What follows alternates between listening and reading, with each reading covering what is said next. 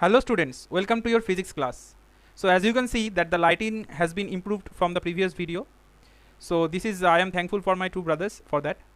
So before starting I would like to request you that please watch the previous video, that means the part 4 of motion chapter. So you can find here the video link of that video, and if you go to the description you can find a link of the exam of that chapter. So please, I would like to request you all, please give the exam properly and know your score from the Google Form. So let's start our today's lesson. So students, today we are going to start our new chapter, that is force and Newton's law of motion. So before starting today's lesson, I would like to say that you know that the moving object, there are two types of moving object. Okay, so there are two types of moving object. One is rest and one is in motion. Okay, so there is a huge relation between a motion and force. So what is force? In your book you could find that the definition of force is push or pull, but actually force is not push or pull. This is actually the effect of force. So what is the definition of force? Force is actually an external effect which can change the state of object. That means if the object is at rest, so force can change the object, that means its position of rest, or force can change the direction of motion. So this is actually the force is. So let's say an example by which you can understand easily that what is force. Suppose you have a ball, you have a football. Suppose this is a football which is at ground, which is at rest position in a playground. Now it will remain rest unless you apply some external force in it. So when you apply some force from this direction, then only the position, that means the state of that object can change. So this is the force. So force actually, can you tell me that force is a scalar or vector? Force is a vector quantity. Force is a vector quantity. That means it has direction and as well as magnitude. Okay, force has direction and magnitude both. What is the unit of force? The SI unit of force is Newton, and the CGS unit of force is dyne. So there is a relation between dyne and Newton, that is 1 Newton means 10 to the power 5 dyne. This is the relation between the units of CGS and SI unit of the force. So now you know that what is the definition of force, or what is actually the force is. So the push or pull is basically the effect of force. Now we are going to learn, there are two types of force. We are going to learn about these types. So now students, there are two types of force. One is balanced force and one is unbalanced force. So now we will going to learn about this, what is balanced and what is unbalanced force. So let's say an example. Suppose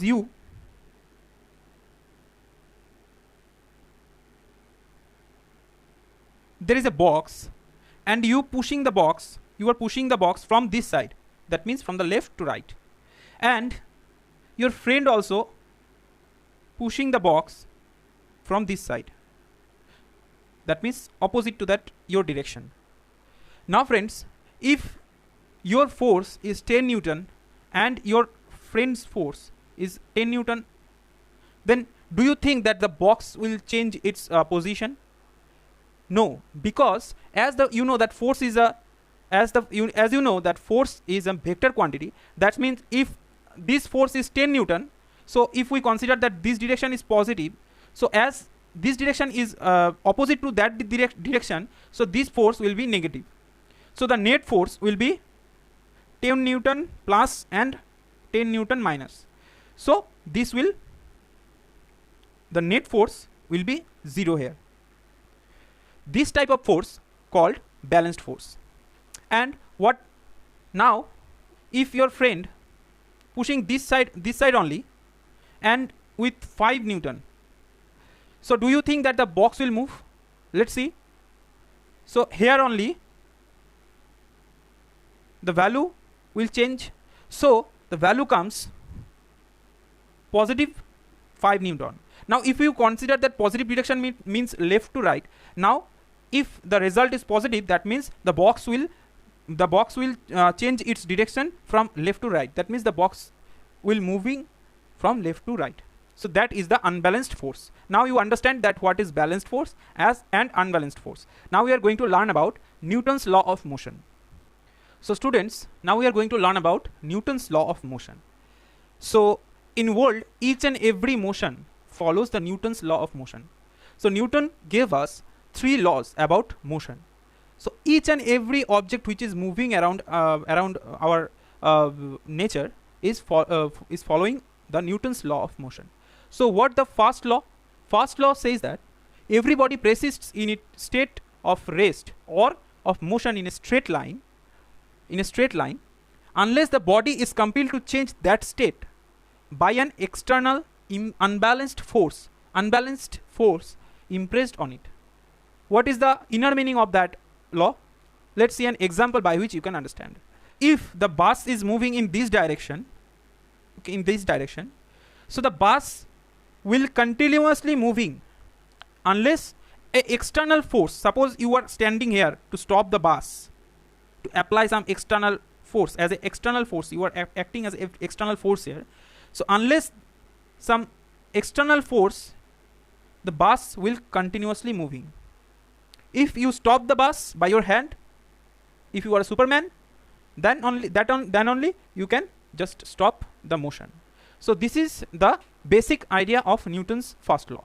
So in this law, we are actually getting 2 types of physical quantities. One is momentum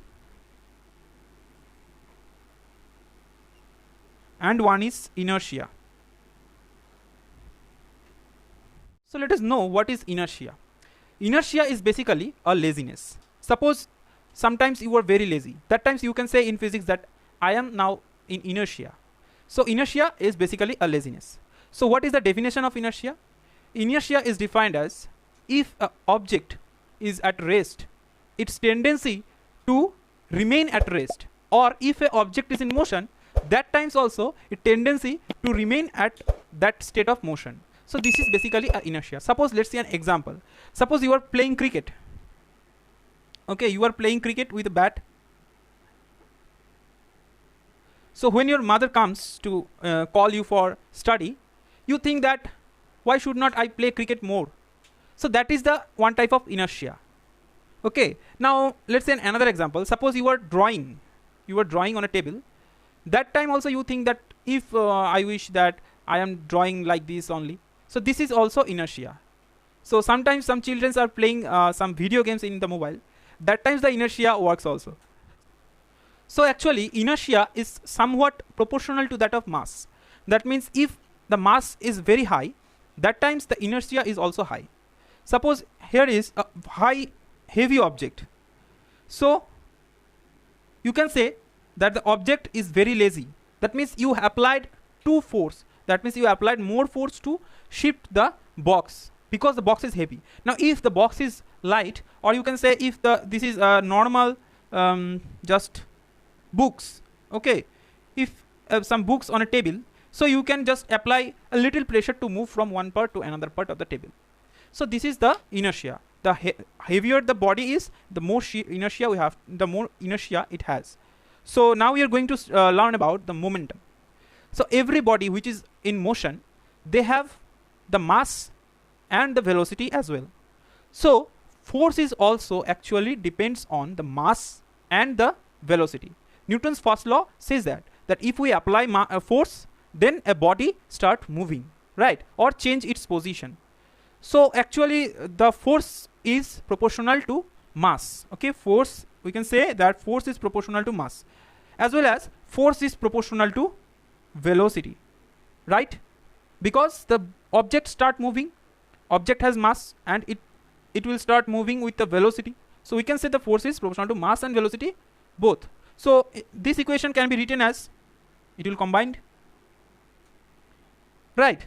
This term m into v, the product of mass and velocity, we can say this term is called as momentum. So momentum is defined as P. Okay, momentum is defined as P, which is the product of mass and velocity. And tell me, what is the that means P is a vector quantity or scalar quantity? Can you tell me? Yes, P is also a vector quantity. Why? Because P is equals to mass into velocity, and as velocity is a vector quantity and mass is a scalar quantity, so the combination of these two will be vector. Okay, now you can now you have learned about the momentum, the inertia, the first law of motion, the force, unbalanced force, and balanced force. So next day I will discuss about the second law of motion and the third law of motion. So keep watching my videos. Thank you.